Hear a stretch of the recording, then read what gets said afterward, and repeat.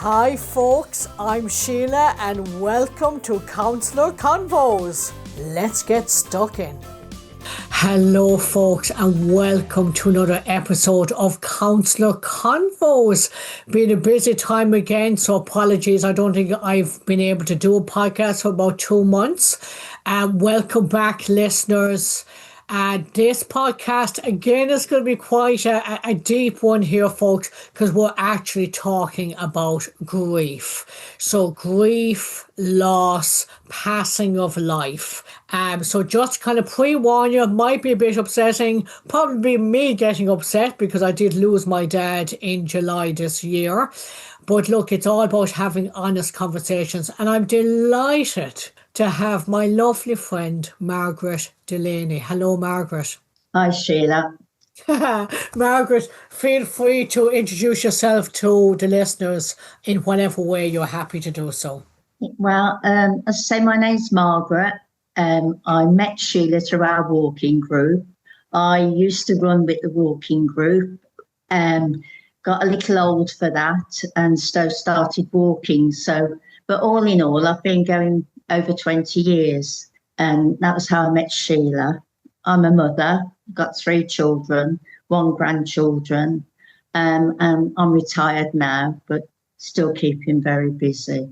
That's right, Margaret. And of course, you've done your fair share of counselling as well. You've done some counselling training in the past, so we have that in common for if we've any new listeners here and that don't know me, like I'm a qualified mental health counsellor, and Margaret has also training in counselling as well. So we've got a lot in common there.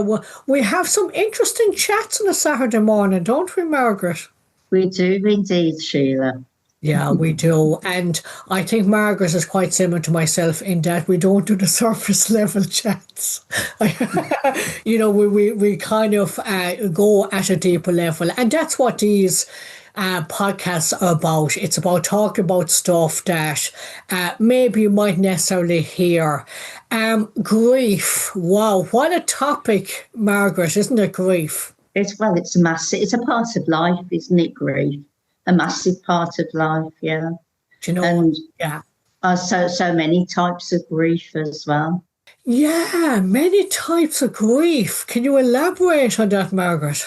Well, I mean, there's the normal grief around that's well recognised around losing somebody, a parent, yeah, a child, a partner.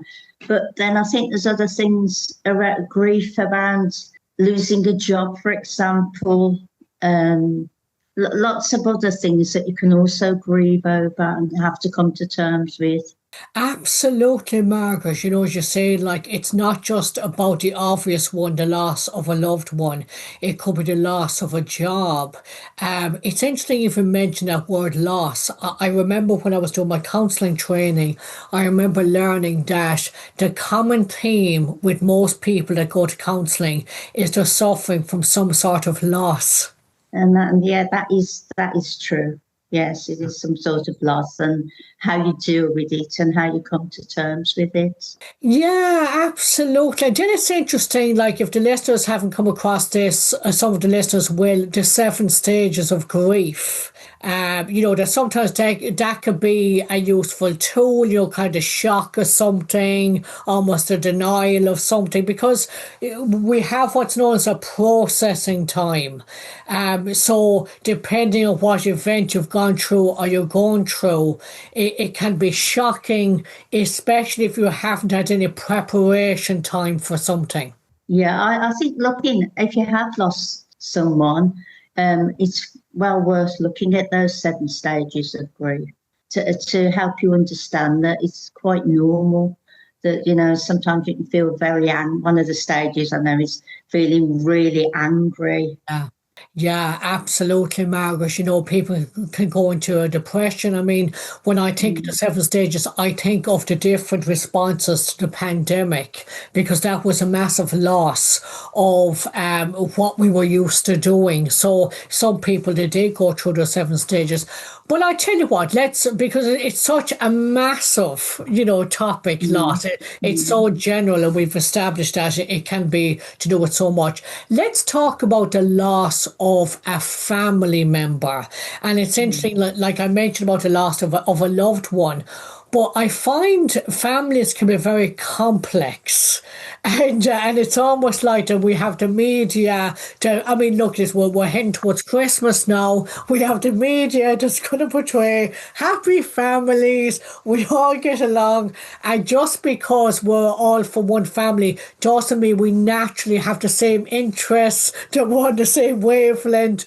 But sometimes there's a pressure kind of to almost pretend, and that can be very confusing when you lose somebody, and then sometimes it can be very confusing because there can be the loss of almost the outside image and then the inside how you're really feeling.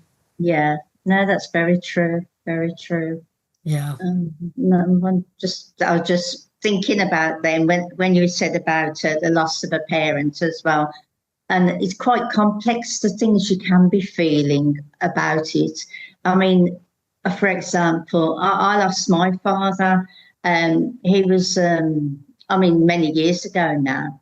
Yeah. We didn't have a very good relationship. He was a very strange man, to be honest. In hindsight, I think he had autism and he'd suffered mental health himself over the years. But when he died, I didn't feel the traditional sort of sadness or the sense of loss. I didn't have a sense of loss when he died.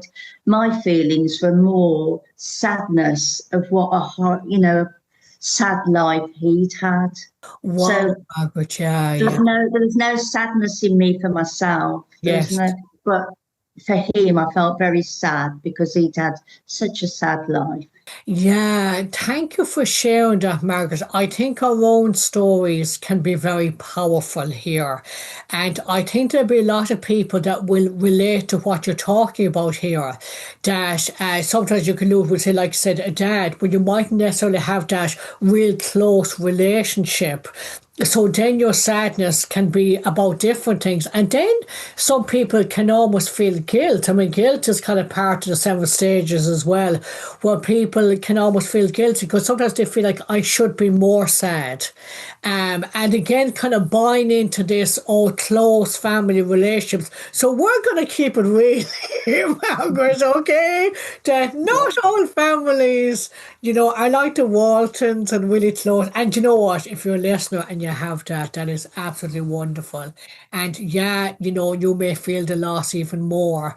But, it's not a competition, and loss is very personal to the individual, and it can be very complicated and it can be very confusing.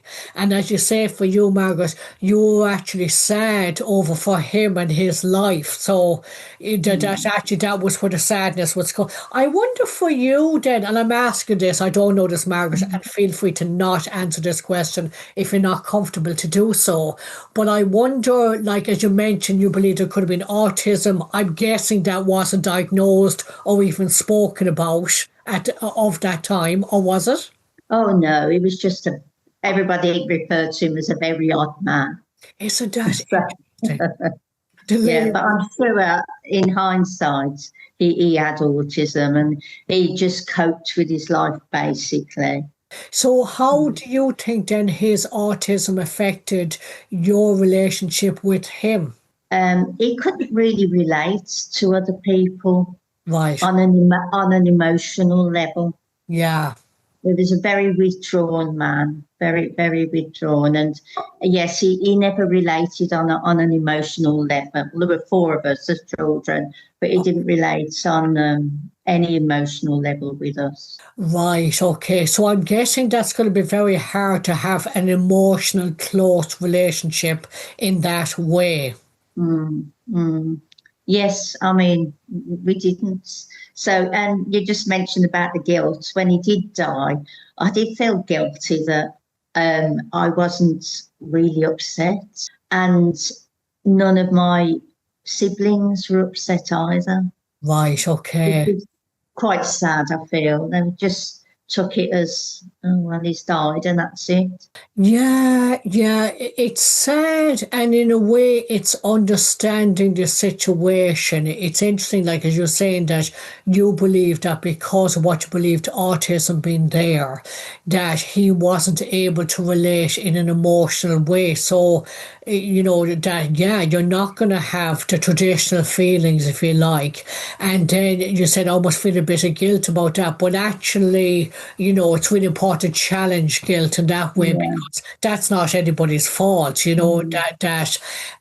and it kind of reminds me of the difference between, a parent or a family member who somebody may receive that as they don't care, as opposed to reality could be is they don't know how to show care.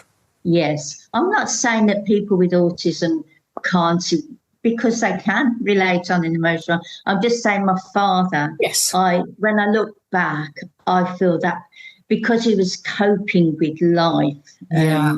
he hadn't got any more to give to us really emotionally. He just couldn't cope with life in general. Yeah, absolutely. Reminds me of my own dad and growing up and him Mm, working as a farmer. But him and my mum would have worked very hard. mm, And again, kind of, with my dad. So my dad lost his dad at a very young age. And when we go back to that kind of generation, a lot of things were just not spoken about and you just had to get yeah, on with it. So there was a lot of kind of survival, if you like. So a lot of the emotional side kind of gets missed. So for me, I would have been very close to my dad when I was younger, very close. As a young girl, mm, I absolutely idolized my dad.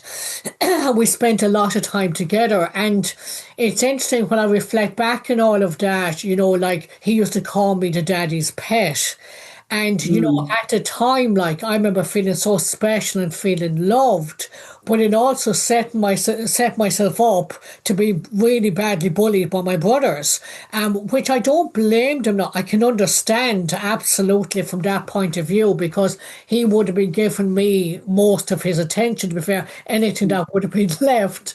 And then yeah, it was a case of kind of that once I got older and started to kind of form my own mind, he really couldn't handle that. It was almost like that when I look at his capacity, it was almost like that his care was wrapped around control. So as long as what I was doing what he wanted me to do and idolizing him and, saying yes and da da da da da, we were all fine. But when I mm, then I'm a new generation, I start on my own opinions, society's changed and stuff like that, we definitely would have grown apart as a result of that. And then that would have had a very kind of, very nasty experiences, stuff like that, at the hands of his behavior. And it wouldn't have just been me, it would have been the rest of the family. And look, we know there's many families that can relate to this, where if we look at traditional roles, the man was seen as the head of the household. And, but look, who likes being told what to do, So yeah, it's difficult because you can understand it. It doesn't mean that we must undermine our feelings. We can hold mm, both. We can have our own feelings about stuff and the healing that I would have went through in my own therapy about the loss of my dad before he even died. Because for me, I felt I lost my dad once I became a teenager because I never had the same relationship again. yeah. And possibly he felt the loss himself Yes. with, Yes. as you became a teenager. Yeah, absolutely. I remember like I had my show last Friday night, my 10th anniversary mental health show. Very proud to be saying that. But I spoke about something that I'd learned amongst my own journey was this whole element of care and control. And I remember this kind of feeling of, you're out of control. But actually what it was I was out of his control. Yeah. But of course, I have all this understanding. I've done a lot of therapy and stuff like that, and what I do recognize is that he was doing the best that he could. Yeah. He was a product of his time. It Mm, doesn't make the sadness any less because I would have loved a closer relationship with my dad. mm. So it's a weird one. So when he passed in July this year, like there would have been so many different feelings. And I was prepared to that. Like I said, I worked through therapy with the relationship I'd lost many years ago. Yeah. But it was kind of like it's very final when somebody dies, actually. I think that's one of the bit that stands out for me. How about you, Margaret? Oh, definitely. And sometimes you you get this understanding of who they were and why they were like that after they've died. And there's nothing you can do, nothing you can say. You can't ever make it right or give them your forgiveness or your understanding of why they were like that. So it is so final. It is so final. It is, like I feel very lucky, because Mm, like in my journey when I came out about all my mental health and been through depression for decades, and I did that through my book, The Power of Knowing You. When I did that 10 years ago, there would have been so much misunderstanding, from particularly mm, for my dad. He would have sent my mum over to England to tell me to burn the book. But I feel like I'm very aware he was a product of his time, and it was all about you don't air your dirty laundry in public kind of type thing. You mm. don't speak publicly about the family. And the thing. So I know that he would have had a lot of those beliefs and stuff like that. Whereas I also know that I would have been on my own journey, surviving mental ill health. Yeah. Kind of. I've said this before in the podcast. I came to the conclusion, that it was better me follow my throat and do this very important work that I do than be dead by suicide, Yeah. because the silence was Yeah. killing me. So it kind of goes back to this whole autonomy of live and let live. And I feel very fortunate that even though we had very different outlooks in life and how it should be, we still managed to have a surface level relationship. We Mm. still managed to have that respect for each other and to almost kind of leave it be. Do you know what I mean? So it meant Yes. over Yeah. surface level, it meant me, keeping away from these kind of controlling, telling you what to do behaviors. But we still managed to have a relationship, but it still won't take away from the sadness of the relationship that I would have Mm. liked. Yeah. Yeah. Yeah. No, I'm completely with you on that. Mm. Yeah, so I do. I feel lucky like that I was able to get past that. I know that doesn't happen for other families. Some families, they have to break away from each other, and I get that. Like, I know Yeah. that if my dad had continued to try and stop the work I was doing, I would have had to become estranged from him, Yeah. and just kind of leave him. And sometimes families have to do that.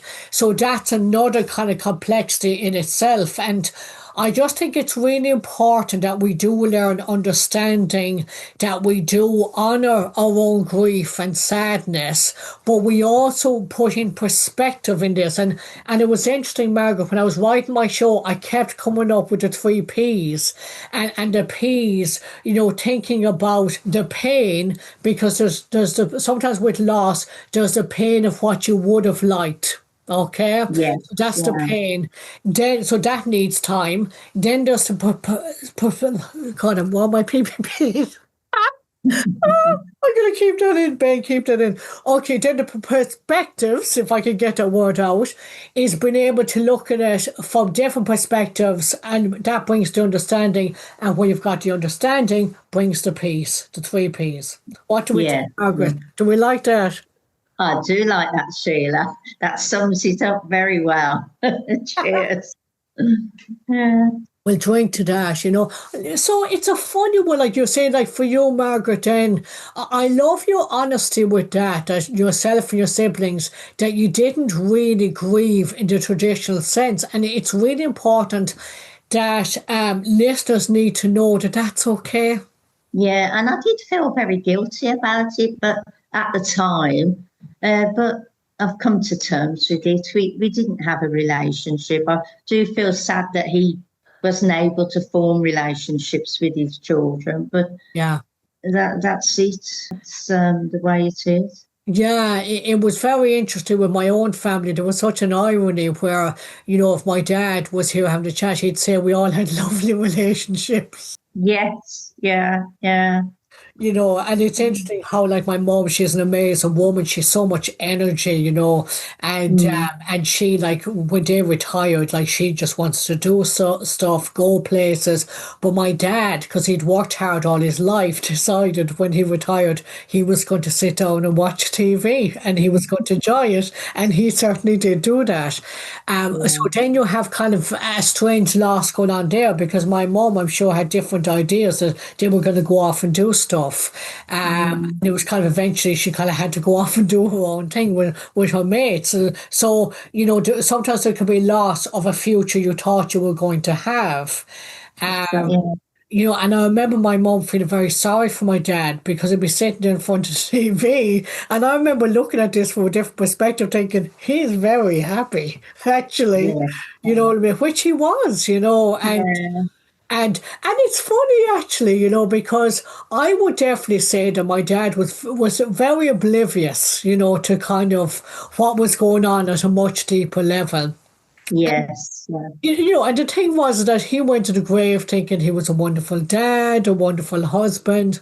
And would I want that to be different? Of course I wouldn't. No.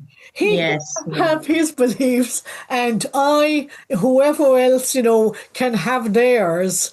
Mm, But again, it's okay to hold the two. I think sometimes we get caught into either or we get caught in blame. And like when you said you made peace kind of with your dad passing and you made peace with it, do you mind saying a bit more about that? I think I didn't understand for a long time about it's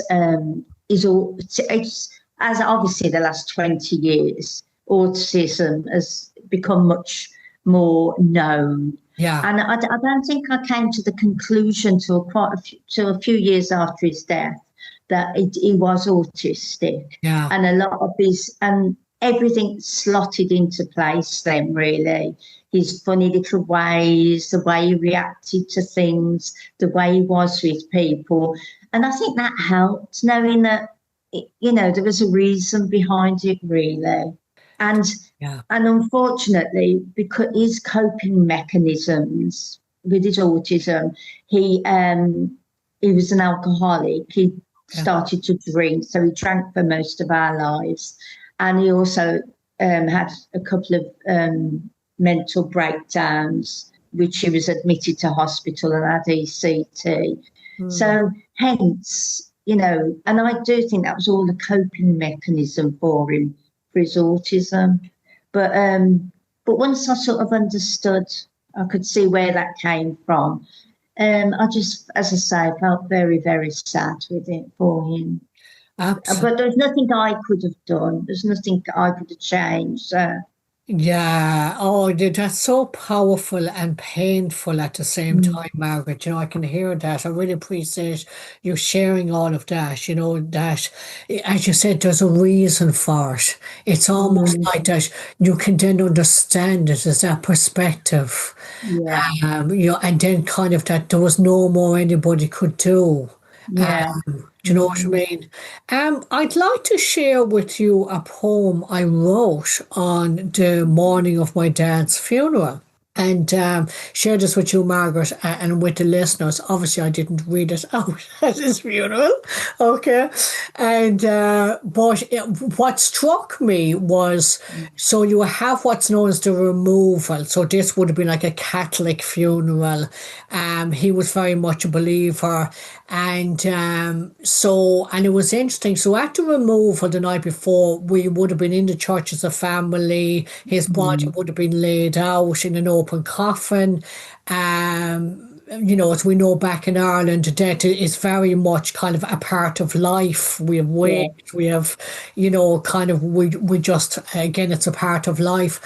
And there would have been hundreds of people coming into the church, shaking all our hands. And it was wonderful hearing the stories, and so many people saying kind of, what a wonderful smile he had and how he made them feel and stuff like that. And then, like, it was just so interesting because I could, like, it was wonderful to hear these stories. And then, there's so much other stuff that people wouldn't have seen, like this Jekyll and Hyde type behaviour, where my dad would have been so unpredictable, because you never know kind of which version you're going to get. And he was a man of his times where he would have been able to offload emotions in a healthy way. So definitely would have had problems with anger, would have had problems with communication, but it was interesting how I was inspired to write this poem. It's called Behind Closed Doors. And I hope that for some people that they find this helpful, again, just given different perspectives. But anyway, so Margaret, are you okay to hear this? Oh, I can't wait. Oh, well, there we go. Okay. Right. So it goes, I am a man of many faces. You may meet me in different places. Some may see me with a welcoming smile, making you feel good and your day worthwhile. Some may see me full of rage, like an untamed animal locked in a cage. Some may experience me as Jekyll and Hyde, never quite knowing which one will arrive. But behind closed doors, I am a man full of fear, who was not taught how to show his emotions throughout his years, who had to have a stiff upper lip when times got tough, while holding underlining feelings of not being good enough. I am the product of rules and expectations, who finds it hard to change with every new generation. Wondering in life, did I pass the test? Please, don't judge me. I did my best. Oh, that's quite touching, isn't it? That would make me cry. And that's okay. We said, if we feared of us cried, that's all right. And probably true of a lot of people, men in particular throughout their life. Not, especially that generation. That is really sums it up pretty now. It really does, it just kind of flowed out the morning of his funeral. And when I read it back, I thought, wow, I've been through a lot of therapy. Yeah. Because I really think there's no way I could have come to that point. Do you know what I mean? Like, if I hadn't been through the amount of decades of therapy that I've been through myself, just to be able to have that understanding. And again, I think it's so powerful to hold that pain, your own pain. It's not a competition. Everybody's different in, your experience, because we know that something can happen to a family and each member of the family can experience it very differently. Yes. So everybody's story is going to be different with that. So, what I will say that if there's any listeners out there and you're crying your eyes out, go for it and continue to have a good cry, because that is a release, and sometimes it's part of that healing when we allow that loss, that grief, because like I said, there's so much I would have loved him to be part of in my life. My book launch, the shows, my mental health shows, there's no way he would have been really able to understand. But he did his best, he'd say, well done. You're probably thinking, what the fuck is she saying now? But I love the fact that we still managed to have a relationship. I respect when some families can't. Do you know what I mean? And I think that's testament to my dad and myself. I think we can pat ourselves on the back the way that we still managed to have a relationship and live our lives the way we wanted to live our lives. Yeah, it is a testament to you both. It is. And obviously you're part of your father, aren't you, sir? That's it, and there'll be lots of good stuff as well, Yeah. there will be lots of good stuff. So I'm mindful, kind of, we very much touching the family thing. It was always going to be that because, like I said, my dad only died about 4 months ago, so Mm, it's still going to be very raw. And I mentioned about kind of the first of everything. It'll be the first Christmas, so it's mm, again kind of like, I'll be missing stuff that never really happened. yeah. And I know that Mm, I remember people saying that it's the first that kind of get to you, and now I'm experiencing that very much so. mm, I also think it's important to factor in people's beliefs around death. So we'll say, for example, it can be very comforting if somebody believes that death is not the end and they go on spiritually or energy wise or whatever you believe in. How about yourself, Margaret? What do you think when we die? Do you think that's it? What do you think happens? I used to think there was nothing. I was brought up a staunch Catholic, but I don't have any religious beliefs now. And I Okay. used to think there was nothing really, that we were here, we should be grateful for this life, and then we die. But of late, whether it's because I'm getting older, I don't know, but I started to think there might be something after that, that we will be going somewhere better. Wow. So And I what's think it, changed? oh, I don't know, just different conversations I've had with different people seem to be trying to get me to go back to church. But Really? Okay. but I do think if you've got a belief that it is a great comfort.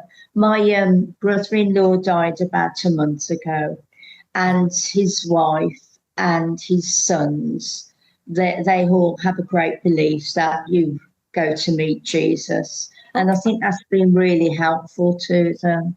Yeah. Um, but and then so part of me thinks, is it because I want this to be something out there? I don't know.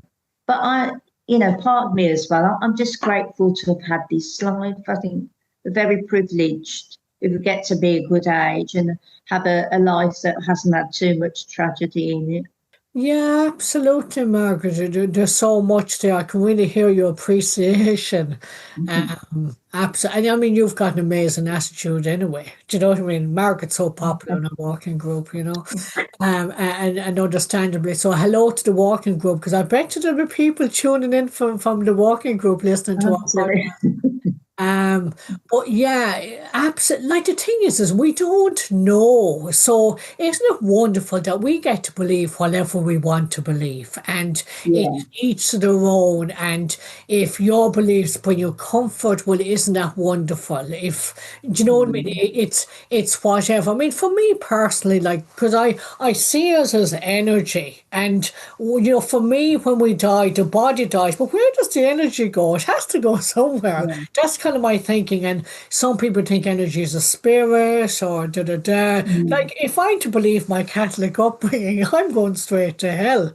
So I obviously don't want to believe that, Margaret. But it is true, actually. If I was to believe, if I was, that's where that would have been a lot of my therapy as well. That I would have had to work Yes. Yeah. because there's lots of contradictions. So, it's important that people find their own kind of peace and their own kind of beliefs. Because for me, I just believe in love. I really do. And I Mm. believe in understanding, and I believe in allowing people to be, and just, I think there's something after we die, definitely. Yes. Yeah. I think you're right about that energy.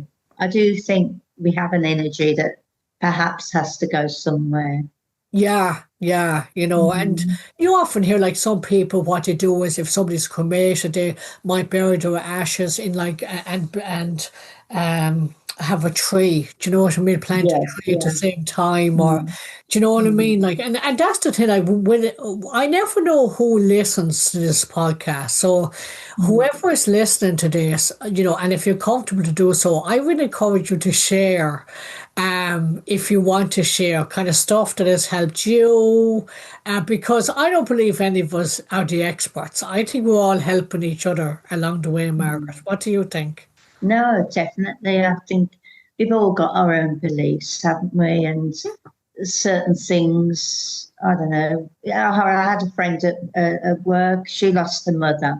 She was really, really close to her, Oh, and they took their ashes, which I know a lot of people do, to Woolacombe. They used to go every year, and okay. they planted a tree there for her, and they got a lot of comfort from Mm. that. I Yeah. think little rituals can comfort people.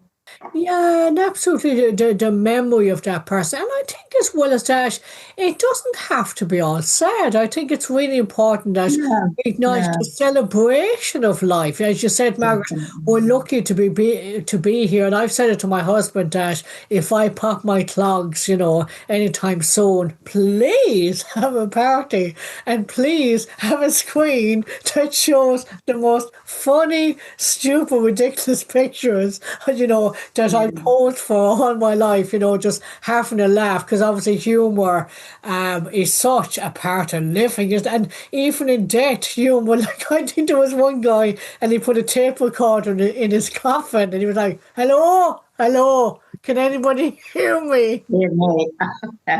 I've seen that. I know it's funny. Well, I think it should be about a celebration of your life, shouldn't it? Yeah, Every, yeah, you know.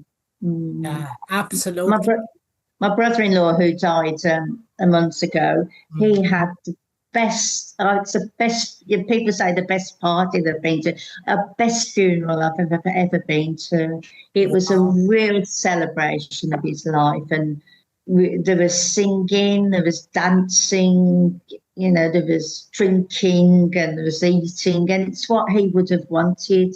Yeah. And everyone there talking some memories of him, stories about him.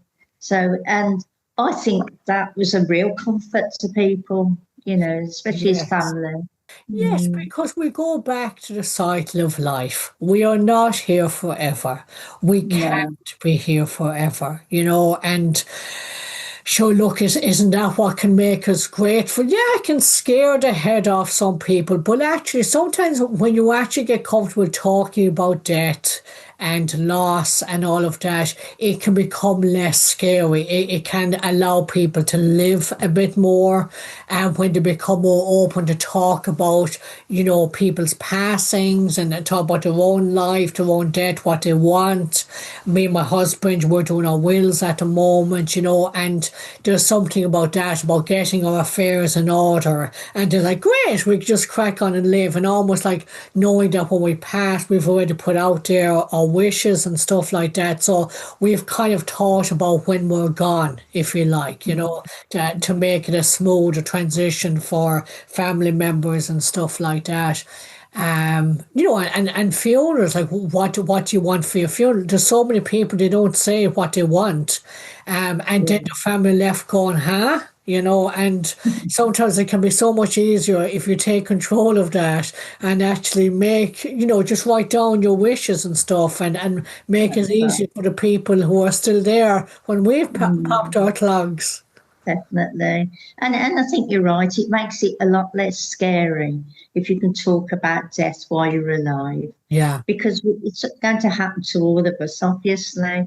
But the more you talk about anything, makes it less scary. It's part of life, isn't it, death? So we Yeah. need to try and come to terms with it as much as we can.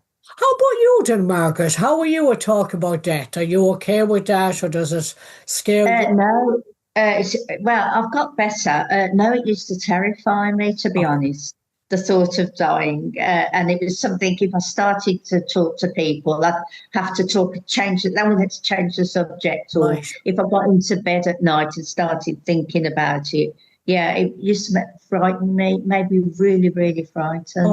Okay. But and I think part of that was because I wasn't thinking about it. I didn't want to think about it. Yes, But the yeah. more I've acknowledged it and thought about it, the easier it's become to accept it, that it is something that's going to happen. Wow, yeah. God, you've been on a journey with that then, kind of getting your head around that and making peace with being able to talk about that. I mean, our countries, England and Ireland in general, I think Ireland in particular is good at celebrating that, but Yeah, actually talking about it, think come about it. on, folks. We do need to talk about it, and I Mm, suppose it then allows us to open up different options as to choose our attitude towards it. Kind of like, well, I'm dead, I won't care. You know what I mean? Like, so yeah, yeah, once it's done, it's done. Do you know what I mean? Like, in yeah, 100 years, it yeah, won't matter, but I suppose it's the fact of just kind of, but, we're here today. And yeah, you talk about time, that's all we've got. All we've got is this very moment, Margaret. exactly. So we have to make the best of it, make the most of it, live for Absolutely. today. Live for today. Party in your house and Margaret, yeah? Yeah, You heard it. So the walkers, if you're listening to this, okay, yeah, party at Margaret's house, okay.